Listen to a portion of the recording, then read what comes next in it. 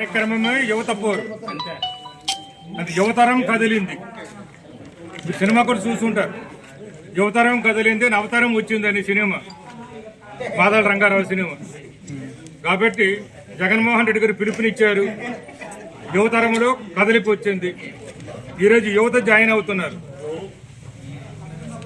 ఇక్కడే కాదు, అన్ని చోట్ల కూడా ఉన్నారు.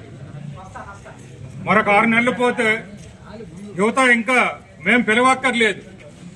యువత ముందుకు కదులుతుంది, యువత నడిపిస్తుంది, యువత బాధ్యతలు తీసుకుంటుంది. యువత ఉద్యమం కూడా చెప్పారు, మీటింగ్లోనే చెప్పారు. ఆయన ఏం చెప్పారు?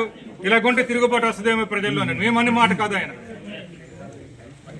మన ఐఏఎస్ ఆఫీసర్లు ముఖ్యమంత్రి గారు పక్క నుండి మనం ఏదో ఒకటి చేస్తుండాలి అన్నట్టుగా. మరి ఏది చేయలేదు. కాబట్టి మేము చేపట్టే కార్యక్రమాలు కూడా యువతకు సంబంధించిన కార్యక్రమాలే. విద్యార్థులు యువతే, నిరుద్యోగులు యువతే, ఎంబీబీఎస్ సీట్లకు సంబంధించి యువతే. మాట్లాడాం. Fee reimbursement doctor Rajasekhara Reddy గారు చేపట్టారు. 2014 నుంచి 19 వాళ్ళు నీరు గారిశారు. మళ్ళీ జగన్మోహన్ రెడ్డి గారు ముఖ్యమంత్రి అయ్యారు. ముఖ్యమంత్రి అయిన తర్వాత విద్యా దీవెన, మరి విద్యా కానుక తీసుకొచ్చారు, వసతి దీవెన ఇచ్చారు. ఇన్ని కార్యక్రమాలు చేపట్టారు.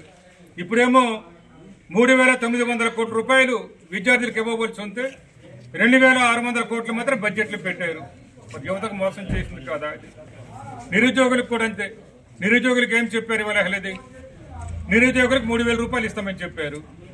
ఇది 10 నెలలు. ఇప్పుడు 10 నెలలు అవుతున్నారు. 10 నెలలకు 10,030,000 ఇవ్వాలి ఒక్కొక్కరికి. పైసా ఇవ్వలేదు. కొత్తగా బడ్జెట్ పెట్టారు 25-26కి. అంటే 12 నెలలు అవుతుంది. ఇవి 10 నెలలు 12 నెలలు కలిపి మరి 26 నెలలు అనుకో, 24 నెలలు అవుతుంది. అంతే 66,000 ఇవ్వాల్సి ఉంటుంది. 66 నెలలు కూడా నిల్లు కింద లెక్క. బడ్జెటే పెట్టలేదే ఎవరు. అందుకే యువతలకు ఊపు వచ్చింది, యువతలో కదలికి వచ్చింది. అలాగే ఎంబీబీఎస్ సీట్లు కూడా వాళ్ళ అన్నో తమ్ముడో చెల్లో అక్కో ఎవరో చదువుతుంటారు. అటువంటి వారికి రావాలి సీట్లు. ఎస్సీలు కావచ్చు, ఎస్టీలు కావచ్చు, బీసీలు కావచ్చు, మైనారిటీలు కావచ్చు, ఏ కులమైన సరే పేదవారికి. పేదవాడు డాక్టర్ కావచ్చు. అందుకే యువతలో మరి మార్పు వచ్చింది. ఒక్కొక్కటి తెలుసుకుంటున్నారు. అసలు ఎవరు ఏమిటనేది జగన్మోహన్ రెడ్డి గారు